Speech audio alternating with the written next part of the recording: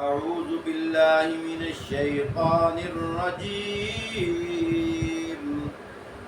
بسم الله الرحمن الرحيم.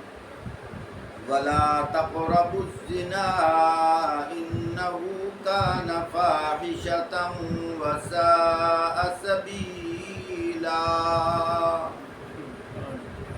فرمایا زنا کے قریب نہ جاؤ، وہ بہت برا عمل ہے اور بڑا ہی برا راستہ ہے۔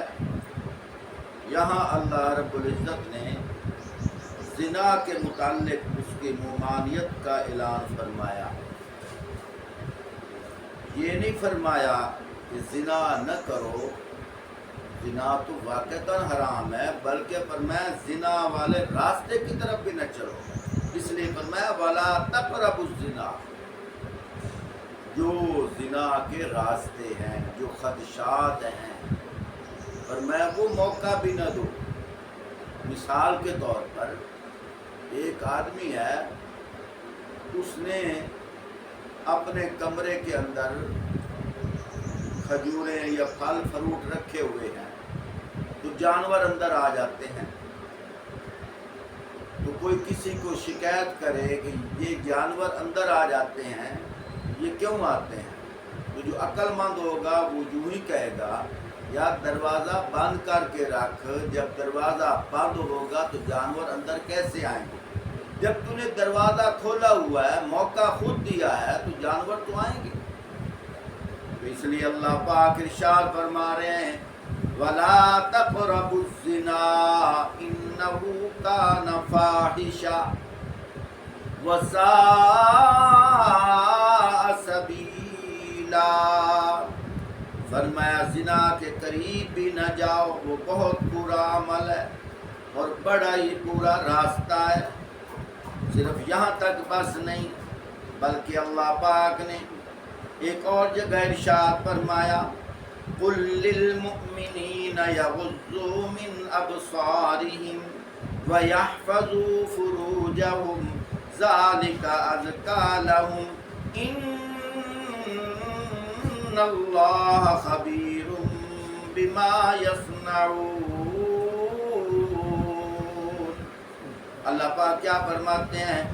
میں میرے نبی، اے نبی صلی اللہ علیہ وسلم، ایمان والے مردوں سے کہہ دو اپنی نظریں نیچی کر رکھیں، اپنی شرمگاہوں کی حفاظت کریں، یہ ان کے لیے زیادہ پاکیزہ طریقہ ہے۔ جو کچھ وہ کرتے ہیں اللہ اس سے باخبر رہتا ہے۔ یہ بھی ہو سکتا تھا لوگ کہتے کہ مردوں کے لیے ہے، عورتوں کے لیے نہیں ہے۔ اللہ پاک نے آگے عورتوں کے لیے الگ ارشاد فرمایا وَقُلْ لِلْمُؤْمِنَاتِ يَغْضُضْنَ مِنْ أَبْصَارِهِنَّ وَيَحْفَظْنَ فُرُوجَهُنَّ وَلَا يُبْدِينَ زِينَتَهُنَّ إِلَّا مَا ظَهَرَ مِنْهَا وَلْيَضْرِبْنَ بِخُمُرِهِنَّ عَلَى جُيُوبِهِنَّ وَلَا يُبْدِينَ زِينَتَهُنَّ إِلَّا لِبُعُولَتِهِنَّ أَوْ آبَائِهِنَّ أَوْ آبَاءِ بُعُولَتِهِنَّ أَوْ أَبْنَائِهِنَّ أَوْ أَبْنَاءِ بُعُولَتِهِنَّ أَوْ إِخْوَانِهِنَّ أَوْ بَنِي إِخْوَانِهِنَّ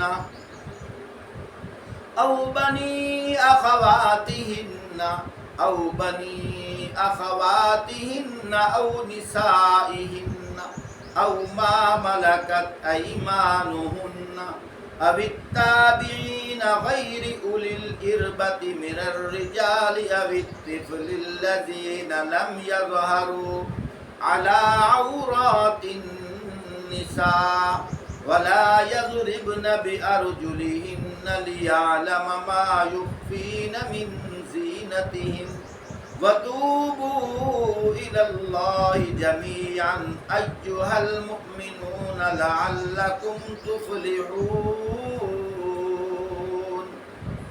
اللہ پاک ارشاد فرماتے ہیں اے نبی صلی اللہ علیہ وآلہ وسلم، مومن عورتوں سے یہ فرما دو وہ اپنی نظریں نیچی رکھیں، اپنی شرمگاہوں کی حفاظت کریں، اپنا پناہ و سنگار نہ دکھائیں سوائے اس کے کہ جو خود ظاہر ہو جائے، یعنی پردے کا لباس، چادر، برقع وغیرہ، اور اپنے گھروں میں اپنے سینوں پر اپنی اوڑھنیوں کے آنچل ڈالے رہیں۔